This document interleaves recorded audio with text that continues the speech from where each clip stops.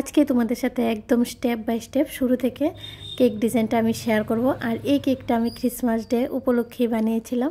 ভিডিওটাকে স্কিপ না করে দেখতে থাকো আমি কিভাবে কেক ডিজাইনটা করেছি। আর ভিডিওটাকে স্কিপ না করে যদি দেখো তাহলে অবশ্যই তোমরাও সেম কেক বানিয়ে নিতে পারবে আশা করি। হ্যালো ফ্রেন্ডস, আশা করি তোমরা সবাই ভালো আছো, আমিও খুব ভালো আছি। তোমাদের সবাইকে জানি গুড মর্নিং। নতুন আরেকটা দিনে নতুন আরেকটা কেকের ডিজাইন নিয়ে চলে এলাম তোমাদের সাথে শেয়ার করার জন্য। আর আজকের কেকের ডিজাইনটা একদম স্টেপ বাই স্টেপ পুরোটা কেকের ডিজাইন আমি তোমাদের সাথে শেয়ার করব। আমি তোমাদেরকে অনেক ভিডিওতে বলি যে আমি প্রত্যেকটা ভিডিওতে লেয়ার বাই লেয়ার ক্রিমটা যেভাবে আমি সেট করি সেই ভিডিওটাকে স্কিপ করি। তো আজকে আবারও নিয়ে চলে এলাম। মিডলে আমি এই ভিডিওটা তোমাদের সাথে শেয়ার করি, আবার কিছু কিছু ভিডিওতে সেটা আমি স্কিপ করে দিই, কারণ ভিডিওটা অনেকটা লম্বা হয়ে যায়। অনেকেই আছে এত লম্বা ভিডিও দেখতে একদম ভালোবাসো না, তাই অনেক কিছু চিন্তা করে আমি মিডলে কিছু ভিডিও থেকে এই ক্লিপটা সরিয়ে দিই। তো আজকে আবারও নিয়ে চলে এলাম। আশা করি তোমরা বুঝতে পারছো। আমি প্রথমে একটা কেকের স্পঞ্জের লেয়ার দিয়েছি, তারপর আমি ভালো করে সুগার সিরাপ দিয়ে সোক করে নিয়েছি। আর আমি সুগার সিরাপটা বানিয়েছি মিল্ক দিয়ে। তোমরা চাইলে নর্মাল জল দিয়েও বানাতে পারো, কিন্তু আমি মিল্ক দিয়ে বানিয়েছি টেস্টটা আরেকটু ভালো আসার জন্য। তারপর এক লেয়ারে ক্রিম দিলাম, আবারও সেমভাবে প্রসেসগুলো করে নিলাম। তো সেমভাবে পুরোটা করে নিতে হবে। তারপর আমি ভালো করে ক্রাম কোটিং করে নেব, কারণ ক্রাম কোটিং না করলে যখন তুমি ফিনিশিংটা দেবে কেকের ক্রামগুলো ক্রিমে চলে আসবে আর ফিনিশিংটা দেখতে একদম ভালো আসবে না। আর ফিনিশিংটা দিতেও অনেকটাই সমস্যা হবে। তাই আগে ক্রাম কোটিংটা ভালো করে নিতে হবে, তারপর কিছুক্ষণের জন্য ফ্রিজে রেখে দিতে হবে। আমি প্রত্যেকটা ভিডিওতেই চেষ্টা করি এই কথাটা বলার জন্য, কারণ এই স্টেপটা অনেকটাই গুরুত্বপূর্ণ। এই স্টেপটা যদি তোমরা না করো তাহলে কেকটা অনেকটাই নরম থাকবে আর ফিনিশিংটা একদম ভালো আসবে না। যখন কেকটা একটু টাইট হয়ে যাবে তখন ফিনিশিংটা অনেকটা সুন্দর আসবে যখন তুমি ফিনিশিংটা দেবে। তো আমিও ফ্রিজে কিছুক্ষণের জন্য রেখে দিয়েছিলাম। এখন আমি ফ্রিজ থেকে বের করে নিয়ে এসেছি আর ফিনিশিংটা ভালো করে দিয়ে দিয়েছি। পাইপিং ব্যাগে ক্রিম ভরে নিয়েছি, এখন ক্রিমগুলো ভালো করে লাগিয়ে নিচ্ছি। আমার কেকের ভিডিওগুলো দেখে যদি তোমরা একটু হলেও উপকৃত হও আর একটু হলেও কিছু শিখতে পারো, তাহলে অবশ্যই আমার চ্যানেলটাকে যারা এখনও সাবস্ক্রাইব করোনি অবশ্যই আমার চ্যানেলটাকে সাবস্ক্রাইব করে পাশে থাকা বেল আইকনে ক্লিক করে দেবে।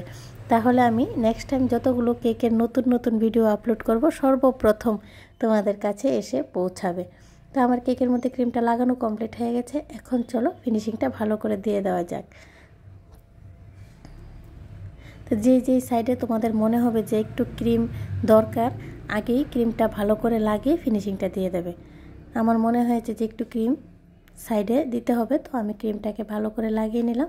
আবারও সুন্দর করে ফিনিশিংটা দিয়ে দিচ্ছি। ফিনিশিংটা চেষ্টা করবে একটু ভালো করে দেওয়ার জন্য।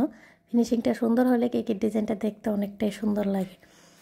আমারও প্রথম ফিনিশিংটা একদম ভালো আসতো না, এখন ফিনিশিংটা এত ভালো না আসলেও কিছুটা আনতে পারি।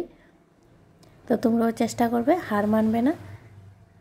ফিনিশিং ভালো আজকে আসছে না, কালকে অবশ্যই ফিনিশিং ভালো আসবে। এখন দেখো আমার কেকের মধ্যে ফিনিশিংটা দেওয়া একদম কমপ্লিট হয়ে গেছে। আমি প্লেটে তুলে নিয়েছি আর টুথপিক দিয়ে একটু এঁকে নিচ্ছি। আমি প্রত্যেকটা যেই ডিজাইনগুলো করার আগে টুথপিক দিয়ে একটু দাগ দিয়ে নিই, তাহলে ডিজাইনটা একদম পারফেক্ট আসে। তোমরাও সেটাই চেষ্টা করবে, টুথপিক দিয়ে দিলে আগে প্রথম থেকেই, তাহলে ডিজাইনটা একদম পারফেক্ট আসবে। এখন দেখো আমি হালকা রেড কালারের ক্রিম নিয়ে নিলাম আর এখানে আমি একদম ছোট স্টার নোজেল ইউজ করেছি, একটু ডিজাইন করে দিচ্ছি। তারপর এখানে স্টার নোজেল দিয়ে কাজ করা কমপ্লিট। আমি বর্ডারটাও সেম নোজেল দিয়ে আর সেম কালার দিয়ে দেবো। বর্ডার যে কোনো কেকের মধ্যে বর্ডারটা দেওয়ার পর কেকের লুকটা অনেকটাই চেঞ্জ হয়ে যায়। আমার থেকে তো খুব ভালো লাগে।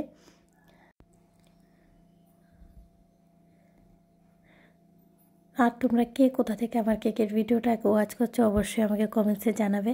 তারপরেও যদি কোনো অসুবিধা থাকে, তোমাদের ভিডিওটা দেখার পরেও যদি কোনো অসুবিধা থাকে অবশ্যই আমাকে কমেন্টসে জানাতে পারো। আমি তোমাদের সুবিধা মতো ভিডিও অবশ্যই নিয়ে আসবো। আর এখানে দেখো আমি হোয়াইট কালারের ক্রিম নিয়ে নিয়েছি।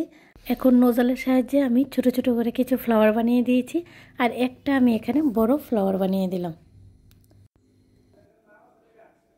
দেখো আমি কাজগুলো কীভাবে করছি অবশ্যই তোমরা বুঝতে পারবে আর সেমভাবে বানিয়ে নিতে পারবে।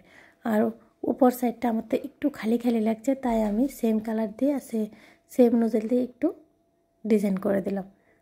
আমার মনে হচ্ছে একটু খালি খালি, জানি না, তাই আমি করে দিয়েছি। আর এখন আমি জেল নিয়ে নিয়েছি আর চোখ মুখগুলো এঁকে দেব সুন্দর করে, যাতে দেখতে কার্টুনের ফেসের মতোই লুকটা আসে।